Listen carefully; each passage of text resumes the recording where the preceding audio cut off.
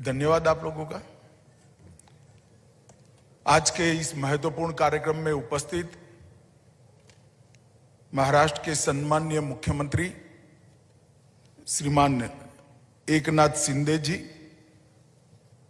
मेरे मित्र और महाराष्ट्र के उप मुख्यमंत्री भाई देवेंद्र फडणवीस जी, डॉक्टर भागवत किशन राव कराड़ केंद्रीय वित्त मंत्री जी, चंद्रकांत दादा पाटिल माननीय उच्च और टेक्निकल शिक्षा मंत्री महाराष्ट्र सरकार, अतुल सावे सहकारिता मंत्री महाराष्ट्र सरकार,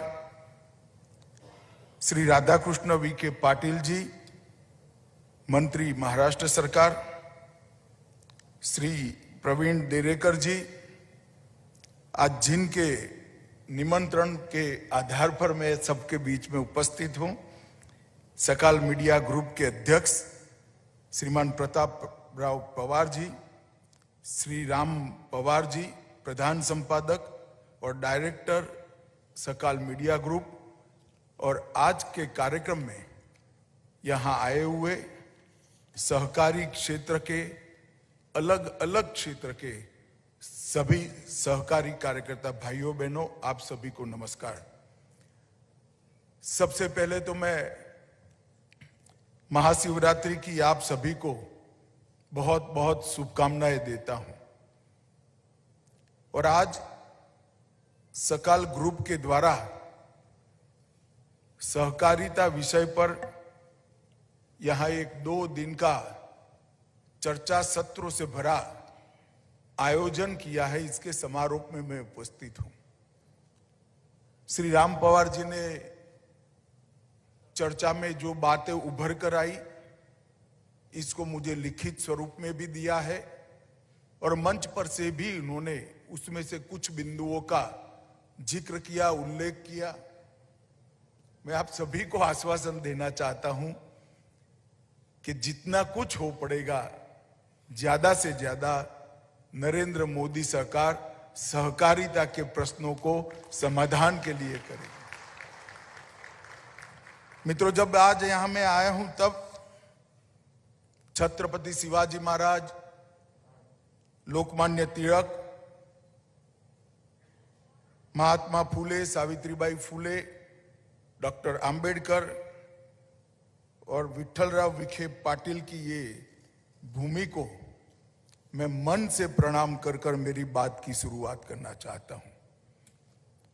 हम सब जानते हैं आज सहकारिता क्षेत्र में कुछ गिने चुने राज्य अच्छा कर रहे हैं, उसमें से एक महाराष्ट्र है। और यहां सहकारिता सालों पुरानी है।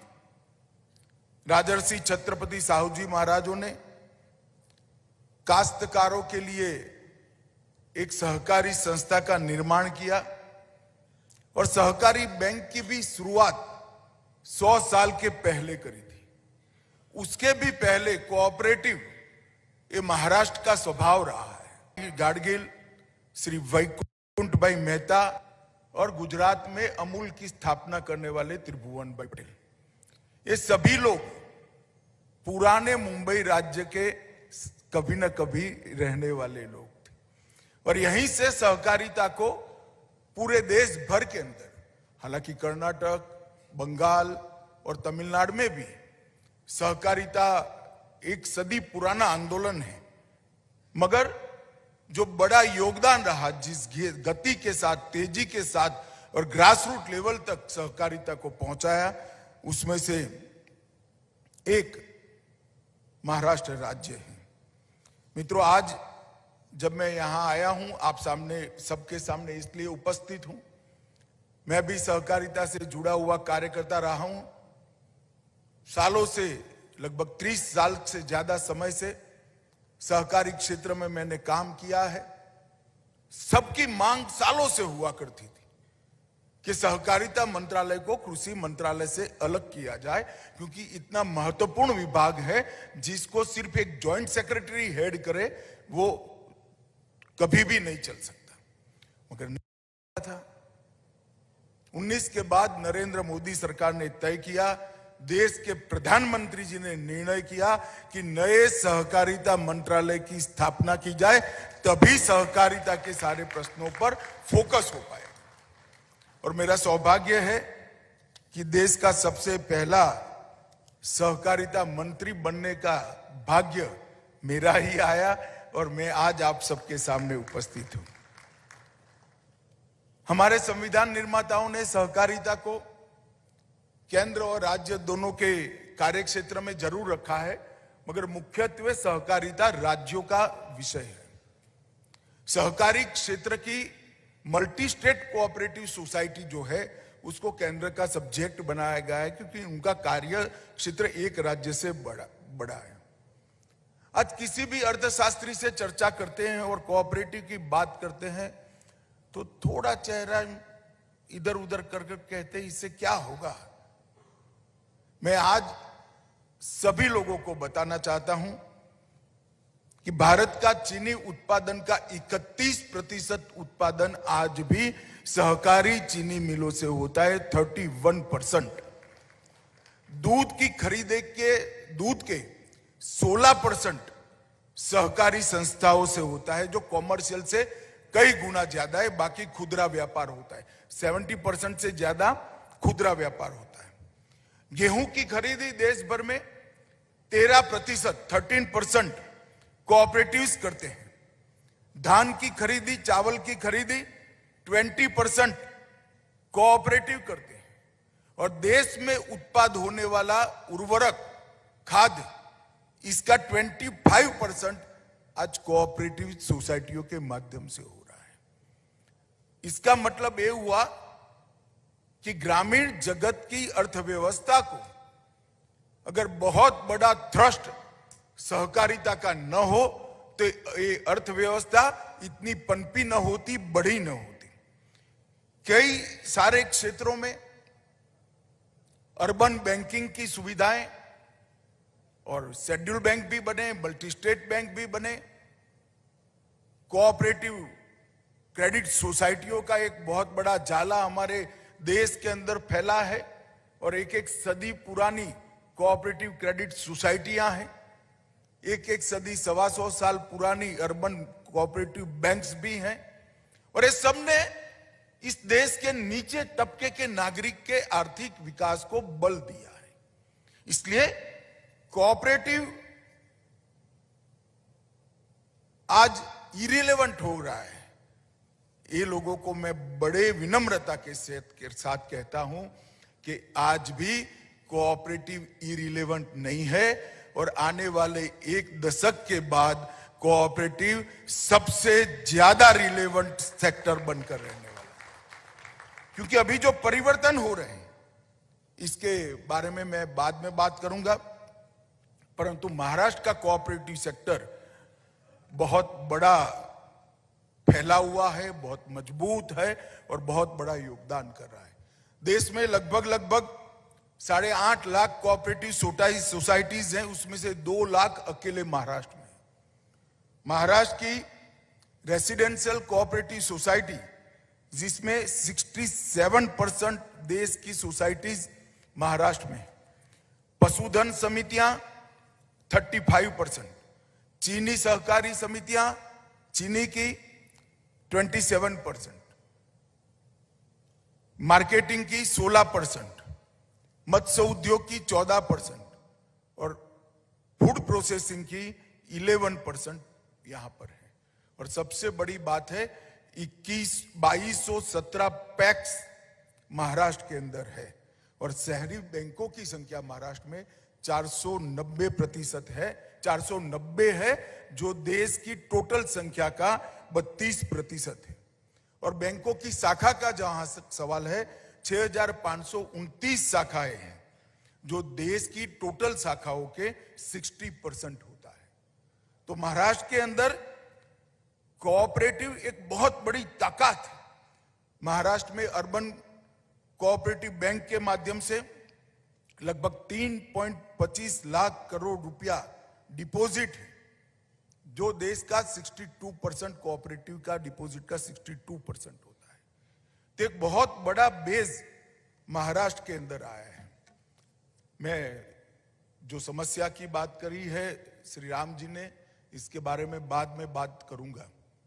मगर मोदी जी ने एक बड़े विजन के साथ सहकार से समृद्धि, देश के ग्रामीण क्षेत्र की, देश के सेमी अर्बन क्षेत्र की और देश के अर्बन क्षेत्र की समृद्धि कोऑपरेटिव के माध्यम से और बढ़ाई जाए, इस उद्देश्य से कोऑपरेटिव मंत्रालय का गठन किया। उसके बाद हमने कोऑपरेटिव के दृष्टि से देश का पूरा एक मैपिंग किया है, डेवलप्ड स्टेट्स, डेवलपिंग स्टेट्स और अंडर डेवलप्ड स्टेट्स, और इसको अलग तरीके से एक सेक्टर की समस्याओं को सुलझाने के लिए हमने प्रयास किया है।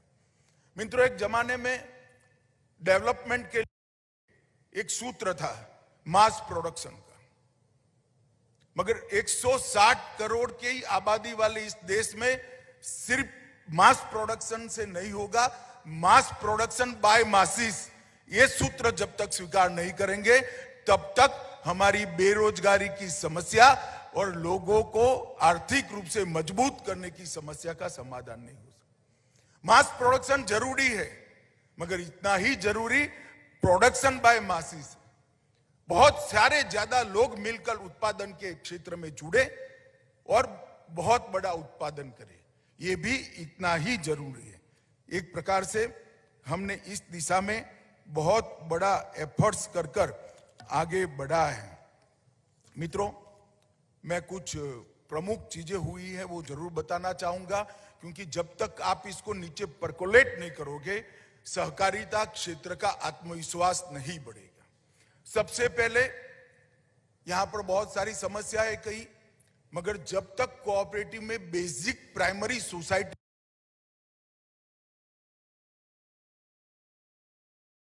को मजबूत नहीं करते हैं, कोऑपरेटिव मजबूत नहीं होती।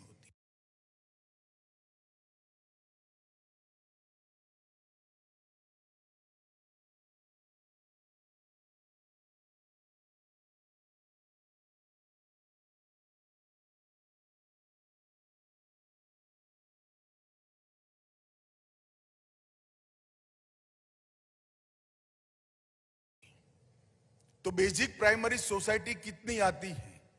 तो एक पैक्स आएगी जो कृषि में ऋण देने का काम करेगी, इसके बाद में ग्रामीण डेयरी आएगी जो उसके बाद में जिला डेयरी से जुड़ती है और फेडरेशन से जुड़ती है, उसके बाद में अर्बन कोऑपरेटिव बैंक्स आएंगे, पैक्स के ऊपर डिस्ट्रिक्ट कोऑपरेटिव बैंक आएंगे, स्टेट कोऑपरेटिव बैंक आएंगे और नाबार्ड तक लिंक होंगे।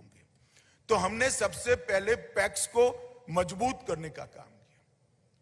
63,000 करोड़ रुपए से व्यय से पूरे पैक्स, जितने भी 63,000 काम करने वाले पैक्स है, प्राइमरी एग्रीकल्चर सोसाइटीज है, उसका कंप्यूटराइजेशन करने का काम निर्णय नरेंद्र मोदी सरकार ने किया और ये काम द्रुत गति से, स्पीड से चालू हो गया। ये होते ही सारे देश भर के 63,000 पैक्स एक ही सॉफ्टवेयर से चलेंगे। वो सीधा डिस्ट्रिक्ट कोऑपरेटिव बैंक से जुड़ेंगे, district cooperative bank state bank से जुड़ेगी, स्टेट कोऑपरेटिव बैंक से, और स्टेट कोऑपरेटिव बैंक नाबार्ड से जुड़ेगी, और पैक्स का ऑडिट ऑनलाइन हो पाए, इस प्रकार के सॉफ्टवेयर की निर्मित की है। इसके साथ साथ हमने पैक्स के नए बायलॉज, मॉडल बायलॉज बना के राज्य सरकारों को भेजा। मैं एकनाथ जी शिंदे और सावे जी को विनंती करना चाहूंगा कि महाराष्ट्र ने तो इसमें तुरंत ही इनिशिएटिव लेना चाहिए। ये जो नए बायलॉज हमने भेजे हैं उसको ऑनलाइन भी रखा था, इस पर व्यापक चर्चा हुई है। ये बायलॉज के अंदर पैक्स अब सिर्फ कृषि धिराण का काम नहीं करेंगे, पैक्स सीएससी का भी काम करेंगे। केंद्र सरकार और राज्य सरकार की 300 योजनाओं की डिलीवरी गांव में करने का पैक्स करेगा। किसी किसान को 7 बार का उतारा चाहिए तो वो पैक्स से मिल जाएगा। जन्म का रजिस्ट्रेशन कराना है, पैक्स कर देगा। मृत्यु का रजिस्ट्रेशन कराना है, पैक्स कर देगा। गांव में बैंक नहीं, आपके बैंक अकाउंट से पैसा उठाना है तो बैंक मित्र का काम भी पैक्स करेगा। भंडारण का काम, स्टोरेज का काम भी पैक्स करेगा, गैस की एजेंसी भी पैक्स ले पाएगा। इसके साथ साथ नल से जल का जो काम हो रहा है, इसके जल वितरण और मेंटेनेंस का काम भी पैक्स कर पाएगा। ढेर सारे कामों को पैक्स के अंदर जोड़ने का काम किया है। और हमारे यहां सबसे बड़ी तकलीफ थी कि पैक्स वायबल नहीं होते थे। वायबल इसीलिए नहीं होते थे कि पहले तो पैक्स अपना मुनाफा तय कर सकता था, मगर अब नाबार्ड ने गाइडलाइन इश्यू कर दी, एग्रीकल्चर फाइनेंस में आप 0.5% से ज्यादा रख नहीं सकते हो, 1% से ज्यादा रख नहीं सकते हो, 0% फाइनेंस शुरू हो गए, तो पैक्स का खर्चा कहां से निकलेगा? तो पैक्स को वायबल बनाने के लिए पैक्स जो एग्रीकल्चर फाइनेंस का काम करेगा, डेयरी जो डेयरी के साथ जुड़ेगी और पशुधन जिनके पास है उनका दूध का संग्रह करके डिस्ट्रिक्ट डेयरी को भेजेगी, और मत्स्य उत्पादन वाली कोऑपरेटिव, ये तीनों एक ही संविधान के अंदर ये मल्टी डायमेंशनल पैक का जो मॉडल बायलॉज बनाया है, इसके साथ जुड़कर ये पैक्स को वायबल बनाएंगे। और इसके अलावा पैक्स के साथ 30 प्रकार के अलग अलग काम भी हमने जोड़ दिए हैं जो पैक्स को वायबल बनाएंगे। अब पैक्स को वायबल बना के पैक्स की संख्या 63,000 रहती है, तो पैक्स इस देश के ग्रामीण जीवन में कभी भी अपना प्रभाव खड़ा नहीं कर सकते, क्योंकि अभी कोऑपरेटिव का चित्र लंगड़ा है। कहीं बहुत अच्छा है, कहीं जीरो है, कहीं बीच के स्तर पर है। समग्र देश के अंदर कोऑपरेटिव को बढ़ाना है, तो हमने अभी 3 दिन पहले देश की कैबिनेट में एक निर्णय दे दिया है कि मल्टीपर्पस पैक्स है। हर पंचायत में 3 साल के अंदर हम पैक्स को रजिस्ट्रेशन करेंगे। 2 लाख नए पैक्स भारत सरकार, राज्य सरकार को साथ में लेकर नए बनाएंगे। अब 65,000 पैक्स बने हुए हैं और 2 लाख पैक्स नए बनेंगे, तो देश की हर पंचायत पैक्स से युक्त हो जाएगी। अभी सबसे बड़ा हर्डल क्या है? क्यों पैक्स नहीं बढ़ते हैं? क्योंकि एक गांव में अगर पैक्स वायबल नहीं रहा और डिफंग हो गया तो दूसरा पैक्स नहीं हो सकता। हमने मॉडल बायलॉज में प्रोविजन किया है कि पैक्स अगर 3 साल तक अपनी बैलेंस शीट ऑडिट नहीं करा सकता तो इसके लिक्विड 90 डेज नोटिस के बाद इसके लिक्विडेशन की प्रक्रिया शुरू हो जाएगी और नया पैक्स उसका स्थान ले लेगा। You can register new PACS in that village. तो इससे अब तरलता भी बढ़ेगी, संख्या भी बढ़ेगी, और जिन्होंने पैक्स को डुबाया है वो नए पैक्स में ऑटोमेटिकली मेंबर नहीं रह पाएंगे। तो इससे पारदर्शिता भी बढ़ेगी। नए सारे पैक्स भी कंप्यूटराइज होंगे, उसका ऑडिट ऑनलाइन होने वाला है, और ये सारी चीजों का अकाउंटिंग सॉफ्टवेयर भी इसके अंदर डाल दिया है। पैक्स को हम सीएससी का भी काम दे रहे हैं, और ये सब करने के लिए हमने एक राष्ट्रीय सहकारी डेटाबेस बनाने का काम किया है, जिसका 80% पश्चिम बंगाल छोड़कर बड़ा सब काम समाप्त हो गया। कौन से गांव में कितनी सहकारी समिति है आज मेरे लैपटॉप पर टिप पर है। अर्बन बैंक कितने हैं, कहां पर है, इसका कार्यक्षेत्र कितना है वो भी है, कितना ओवरलैपिंग है वो भी है, क्रेडिट सोसाइटी कितनी है वो भी है, पैक्स कितने हैं, डेयरी कितनी है, मछुआरा समिति कितनी है, हाउसिंग की कितनी कोऑपरेटिव सोसाइटी है। ये सारे पैक्स का एक डेटा कंप्यूटराइज बना दिया है, जो सेंट्रल रजिस्ट्रार के यहां पर भी है, स्टेट रजिस्ट्रार के वहां पर भी है, और डिस्ट्रिक्ट रजिस्ट्रार, जिसके आधार पर हम कोऑपरेटिव को बढ़ाने का काम कर पाएंगे, ड्राई एरिया को ढूंढने का काम कर। और ये सबको अगर एक पुख्ता आधार देना है तो एक सहकार नीति बनानी पड़ेगी। नई सहकार नीति बनाने के लिए सुरेश प्रभु जी के अध्यक्षता में हमने एक समिति बनाई है, जो कुछ ही महीनों में नई सहकार नीति का मसौदा लेकर आएगी, जिसको सुझाव के लिए आपके सामने रखा जाएगा। सारे सुझाव इनकॉर्पोरेट करने जैसे जो है उसको इनकॉर्पोरेट कर कर एक नई सहकार नीति जो 20 साल की सहकारिता की दिशा को तय करेगी, इसको भी ले आएंगे। अब सहकारिता को इतना सारा बढ़ाएंगे, अर्बन बैंक के अंदर भी बहुत सारी योजनाएं हमारी, ये सब बढ़ाएंगे तो मैन पावर कहां से आएगा। इसलिए हमने सहकारिता के लिए मल्टीपर्पज यूनिवर्सिटी बनाने का तय किया है। वो यूनिवर्सिटी के अंदर पैक्स के लिए भी ट्रेन मैन पावर मिलेगा, अकाउंटिंग का भी मिलेगा, बैंकिंग का भी मिलेगा, मार्केटिंग का भी मिलेगा, स्टोरेज का भी मिलेगा, और डेयरी के कोऑपरेटिव और चीनी मिल के कोऑपरेटिव के लिए भी ट्रेन मैन पावर मिलेगा।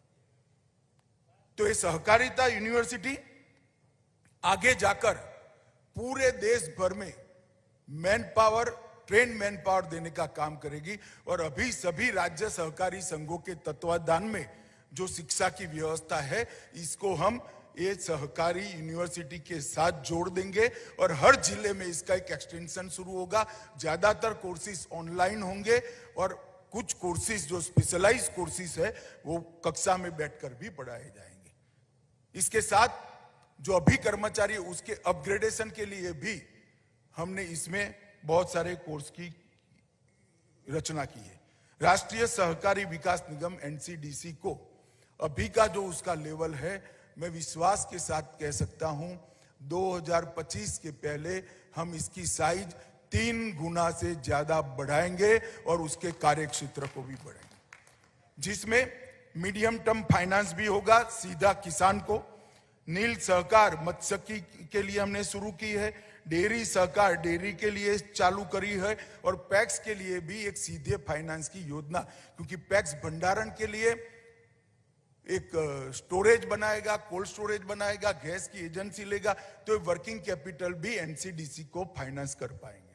हम ढेर सारे नए सुझाव और नए सुधार एनसीडीसी में लेकर आना चाहते हैं। एक कैरिड गारंटी फंड ट्रस्ट में भी सदस्य ऋणदाता संस्थान बना रहे हैं, जो सरलता से आपका एबीसी ग्रेडेशन कर कर आपको ऋण लेने में सहायता करेगी। जेम पोर्टल पर बड़ी पारदर्शिता से खरीद फरोख्त सरकार कर रही है, अरबों खरबों रुपया का मटेरियल हर सप्ताह खरीदा जाता है, परंतु इसके अंदर कोऑपरेटिव की एंट्री नहीं थी। अभी मोदी सरकार ने बड़ा निर्णय किया है कि कोऑपरेटिव को इसके अंदर लेंगे, और भंडारण क्षमता बढ़ाने के लिए गांव के अंदर ही गोडाउन बनाने का पैक्स को हम अधिकार देंगे, जिसके तहत सस्ता सरकार जो गेहूं और चावल खरीदेगी या और कोई भी क्रॉप खरीदेगी, गांव में ही स्टोर होगा और फिर वो सस्ता अनाज की दुकान से वहीं चला जाएगा,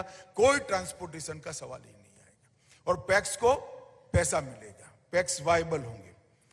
हमने एक बहुत बड़ी कंप्लेंट थी, मेरी भी थी, कि सहकारिता क्षेत्र के साथ अन्याय किया जा रहा है। सहकारी कोऑपरेटिव सोसाइटीज को टैक्स के मामले में एट पार लाने का काम अब पूरा हो चुका है। आप ध्यान से देखे होंगे तो हमने 1 करोड़ रुपए से 10 करोड़ में 10 करोड़ रुपए तक की आय वाली सहकारी समितियों के अधिभार को 12% से कम कर 7% कर दिया है। मैट में 18.5% से कम कर 15% किया। अब जितने भी मैन्युफैक्चरिंग के क्षेत्र में पैक्स आएंगे उसके टैक्स को 33% से कम कर 17% पर लाने का काम इस बजट में नरेंद्र मोदी सरकार ने किया है। आयकर अधिनियम की धारा 269 एसटी के तहत राहत देने के लिए भी स्पष्टीकरण जारी किया गया है, और इसके साथ साथ पैक्स और क्रेडिट कृषि रिलेटेड क्रेडिट सोसाइटी और डेयरियों की नकद जमा राशियों को 10,000 तक सीमित था, उसको 10,000 से बढ़ाकर 2 लाख रुपया प्रति सदस्य करने का काम किया है। पहले इस पर टैक्स लग जाता था, अब आप 2 लाख रुपया तक एक सदस्य से जमा कर सकते हैं। ये बहुत बड़े दूरगामी परिवर्तन लाने वाले फैसले भारतीय जनता पार्टी की नरेंद्र मोदी सरकार ने किया। स्रोत पर कटौती, एट सोर्स जो काटा जाता था 1 करोड़ रुपए से बढ़ाकर 3 करोड़ रुपया हर साल का कर दिया गया है, और सबसे बड़ी राहत चीनी सहकारी मिलों को देने का काम किया है। गन्ने का मूल्यों के भुगतान पर जो अतिरिक्त आयकर देना पड़ता था, इसको फ्यूचर के लिए तो पहले ही हम माफ कर चुके थे, रिट्रोस्पेक्टिव इफेक्ट से कर 10,000 करोड़ रुपया का देय राशि था, उसको भी माफ करने का काम नरेंद्र मोदी सरकार ने किया है। और चीनी सहकारी मिलों का ये समस्या लगभग 20 साल से चल रहा था। मैंने फाइल देखा है, बहुत बार हमारे सहकारी कार्यकर्ताओं ने प्रयास किया मगर विफलता मिली थी। इस बार नरेंद्र भाई ने बहुत बड़ा हृदय रखकर 10,000 करोड़ का रिट्रोस्पेक्टिव इफेक्ट से टैक्स सुधार किया है। नॉर्मली इनकम टैक्स का सुधार कभी रिट्रोस्पेक्टिव इफेक्ट से नहीं होता है। मैं इतना स्पष्ट कह सकता हूं, मैंने 15 बजट तो लास्ट 15 बजट बहुत ध्यान से पढ़े हैं। पहली बार रिट्रोस्पेक्टिव इफेक्ट से टैक्स में किसी को फायदा मिला है तो कोऑपरेटिव चीनी मिलों को मिला है। ये वास्तविकता हमने क्या। इसके साथ साथ हमने 3 नई multi state cooperative society Amul के तर्ज पर भारत सरकार बनाने जा रही है, जिसमें बीज उत्पादन कोई भी 2.5 एकड़ का किसान करना चाहता है तो वो कोऑपरेटिव के माध्यम से कर पाएगा। अब ऐसी कोई जरूरत नहीं कि आपके पास 10 हेक्टेयर मिनिमम भूमि हो। 2.5 एकड़ का किसान भी अब बीज उत्पादन कर पाएगा और उसका बीज एक ही ब्रांड के लिए भारत ब्रांड के तहत एक कोऑपरेटिव सोसाइटी ले लेगी और इसका मुनाफा सिर्फ 1% मुनाफे में से रखकर पूरा का पूरा मुनाफा पैक्स के माध्यम से वो छोटे किसान के पास पहुंच जाएगा। इसके साथ साथ ऑर्गेनिक प्रोडक्ट बहुत बढ़ रहे हैं। ऑर्गेनिक प्रोडक्ट खेती तो बढ़ रही है मगर प्रोडक्ट का दाम नहीं मिलता है और अगर ऐसे ही चला तो जाली ऑर्गेनिक प्रोडक्ट बेचने वाले ऑर्गेनिक की क्रेडिबिलिटी को खत्म कर देंगे। इसलिए एक multi state cooperative organic society बनाएंगे जो भूमि का भी परीक्षण करेगी, उत्पाद का भी परीक्षण करेगी, उसके पास से मटेरियल भी ले लेगी, एक ही ब्रांड नेम से विश्व के बाजार में बेचकर जो मुनाफा आएगा वो किसान को वापस देने का काम करेगी। इससे मेरी बात याद रखना, ऑर्गेनिक फार्मिंग वाले किसानों को बहुत बड़ा फायदा होने जा रहा है। ऑर्गेनिक खेती की भी बहुत बड़ी बढ़ोतरी होगी। और अभी किसान को निर्यात करना है, एक्सपोर्ट करना है, तो किसान को एक्सपोर्ट करने के लिए कोई एक्सपोर्ट हाउस किसान को एंट्री नहीं करता है। उसके पास 16 टन माल तो होता नहीं, कंटेनर पैक नहीं है तो वो नहीं लेंगे। तो किसान व्यापारी को देता है, व्यापारी बड़े व्यापारी को देता है, बड़ा व्यापारी एक्सपोर्ट हाउस को देता है और मुनाफा एक्सपोर्ट हाउस के पास चला जाता है। हम एक कोऑपरेटिव बेस पर मल्टी स्टेट एक्सपोर्ट हाउस बनाने जा रहे हैं जो पैक्स के माध्यम से किसान का प्रोडक्ट सीधा ही ले लेगा और उसको एक्सपोर्ट करके इसका जो मुनाफा है वो पैक्स के माध्यम से किसान के बैंक अकाउंट में सीधा जमा हो जाएगा। छोटे से छोटा किसान अपना प्रोडक्ट दुबई के बाजार में अपनी सब्जी बेच पाए, इस प्रकार की व्यवस्था। पैक्स को एफपीओ का स्टेटस देने का काम भी नरेंद्र मोदी सरकार ने कर दिया है। अब पैक्स अपने आप को एफपीओ नाटे रजिस्टर कर सकते हैं। तो एफपीओ को आज जितने फायदे मिल रहे हैं आयकर के और वर्किंग कैपिटल के, सारे फायदे पैक्स को मिल पाएंगे, जिससे एफपीओ का काम हमारे 63,000 पैक्स अगर कर पाते हैं तो बहुत बड़ा काम।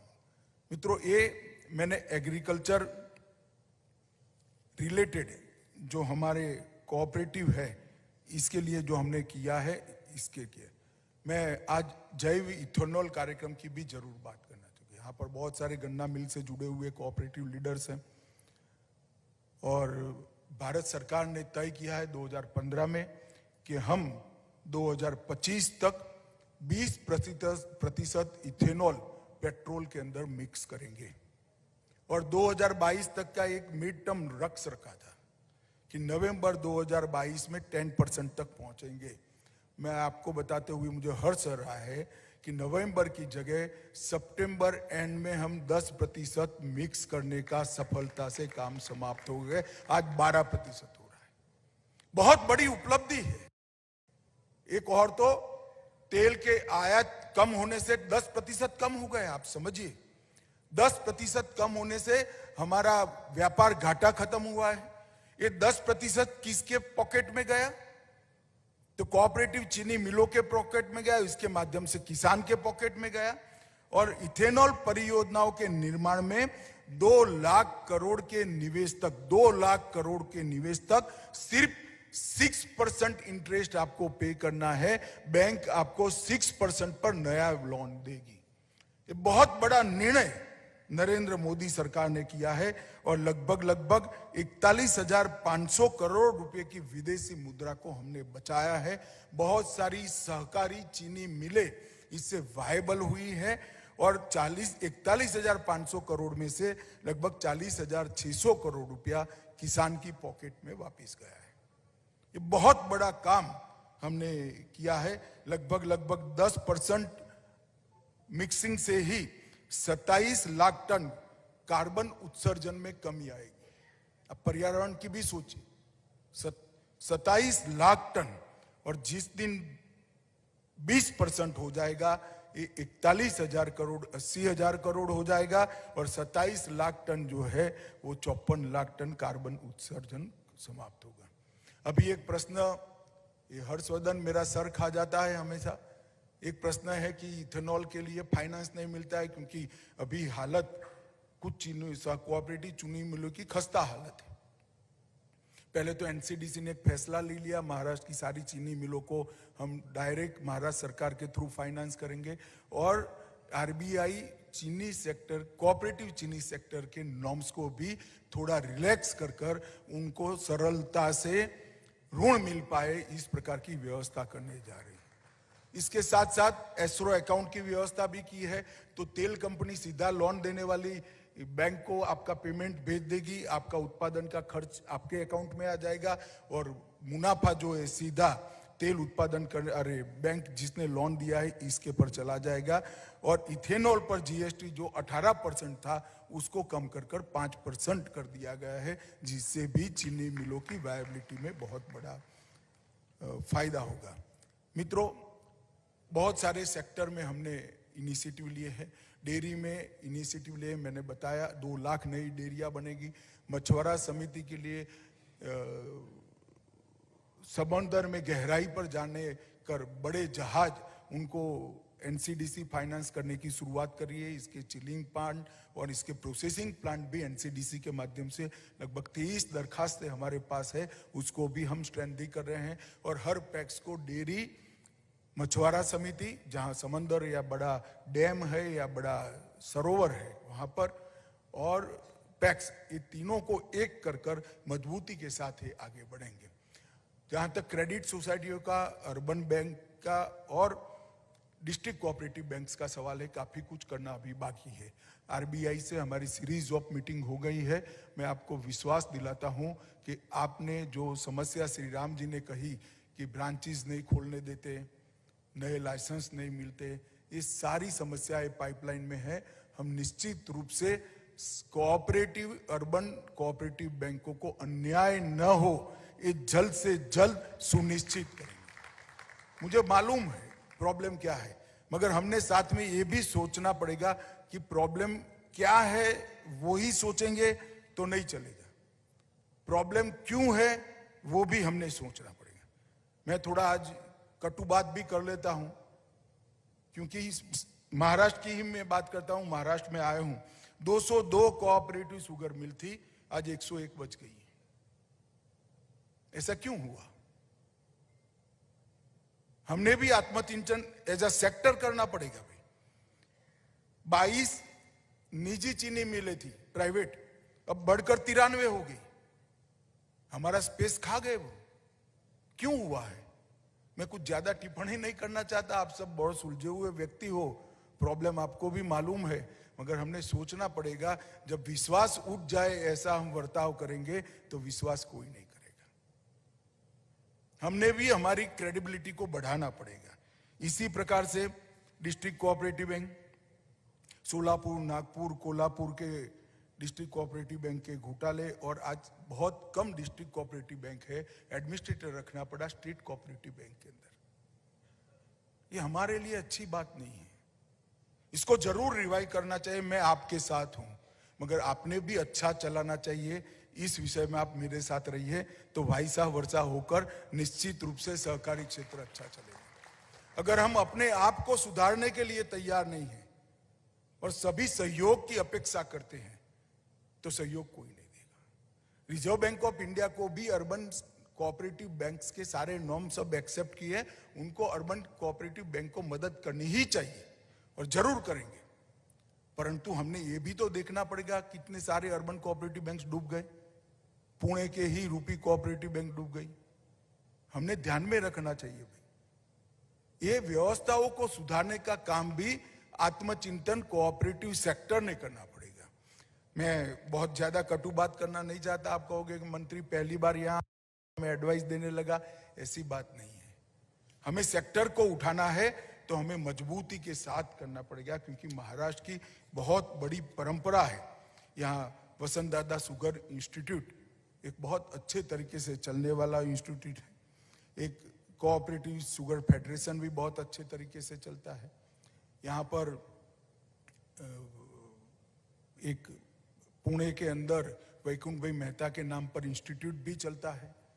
ढेर सारी अच्छी कोऑपरेटिव सोसाइटीज आज भी महाराष्ट्र में है। कोऑपरेटिव सेक्टर के नाते हमने भी हमारी रिस्पॉन्सिबिलिटी को बहुत अच्छे तरीके से उसका निर्वहन करना पड़ेगा, तब जाकर दोनों ओर से काम होगा। परंतु मैं आपको कोई कंडीशन लगाकर नहीं जाना चाहता। मैं इतना जरूर करना चाहता हूं, जो अच्छा नहीं चलाएंगे उनको अब मतदाता बदल देंगे, क्योंकि यहां चुनाव होता है। मगर हमने अच्छे से चलाना चाहिए और अब कोऑपरेटिव सेक्टर को कोई अन्याय नहीं कर सकता, इतना मैं आपको भरोसा देना चाहता हूं। नरेंद्र भाई ने कोऑपरेटिव मंत्रालय बनाकर सहकार से समृद्धि का जो सूत्र दिया है, मैं आपको बताता हूं कि एक बार ये 2 लाख नई पैक्स बन जाए, एक बार अर्बन कोऑपरेटिव बैंकों के रास्ते के हर्डल दूर हो जाए, एक बार डिस्ट्रिक्ट कोऑपरेटिव बैंक और स्टेट कोऑपरेटिव बैंक अच्छे से काम करते हो जाए, तो कोऑपरेटिव सेक्टर के ग्रोथ को कोई नहीं रोक सकता। और मुझे पूरा भरोसा है कि सहकारी क्षेत्र के सभी कार्यकर्ताओं को साथ में रखकर, राज्य सरकारों को साथ में रखकर, क्योंकि मुख्य जिम्मेदारी तो राज्य सरकार की आती है, कोऑपरेटिव स्टेट का सब्जेक्ट है। हम तो एक नोडल एजेंसी के नाते एक मॉडल व्यवस्था खड़ी कर आपको इम्प्लीमेंटेशन के नाते भेज सकते हैं, मगर इम्प्लीमेंटेशन की जवाबदारी सावे जी की है।